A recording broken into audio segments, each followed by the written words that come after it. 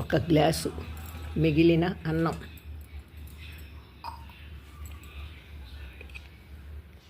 ఒక ఎర్రగడ్డ సన్నగా తరుక్కోవాలి, 2 పచ్చిమిరపకాయలు సన్నగా తరుక్కోవాలి, అల్లం కొంచెం సన్నగా తరుక్కోవాలి, కరివేపాకు,